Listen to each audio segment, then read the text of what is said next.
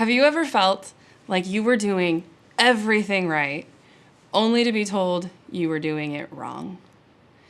Yeah, me too. Our passage today is the perfect example of someone who is doing everything right and yet finds herself challenged by Jesus because all her priorities were wrong. Hey friends, I'm Ellie Kerley, and I have the awesome privilege of serving as our worship director for our Temecula campus. If you are in the Temecula area, come join us. It's going to be super fun, we promise. So today we're taking a look at the story of Mary and Martha. I feel Martha's predicament deep in my soul.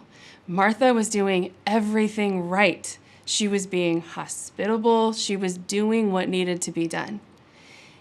Mary was, in all fairness, shirking her duties. On top of that, anytime we hear a sermon about Martha, she's the cautionary tale. She's the one who is a whiny tattletale who has the audacity to complain to Jesus about her sister being lazy. It just doesn't seem fair to give Martha a hard time for doing what was expected of her. And yet, that is pretty much what Jesus does. Let's take a look at the story in Luke 10, verses 38 through 42. While they, Jesus and his disciples, were traveling, he entered a village, and a woman named Martha welcomed him into her home. She had a sister named Mary who also sat at the Lord's feet and was listening to what he said. But Martha was distracted by her many tasks. And she came up and asked, "Lord, don't you care that my sister has left me to serve alone? So tell her to give me a hand." The Lord answered her, "Martha, Martha, you are worried and upset about many things, but one thing is necessary. Mary has made the right choice." Raise your hand if you feel personally victimized by Jesus in this story. Seriously, you are telling me that Mary made the right choice? That Mary had her priorities straight? The frustrating answer to that is, yep. Mary chose what was right. Those words can also be translated, Mary has chosen the better portion or the right meal. In that moment, instead of running around preparing a meal for those who were in her home, Mary chose what would satisfy her for eternity. We see in this passage that Martha was also sitting at Jesus' feet with her sister, but she continually got distracted by her to-do list. Does that sound familiar to anyone else? Because that sounds like my life.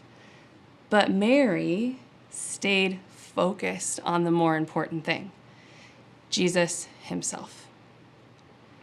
How often do we say that we are too busy to take time with Jesus because of everything vying for our attention and all the things that we are doing for him?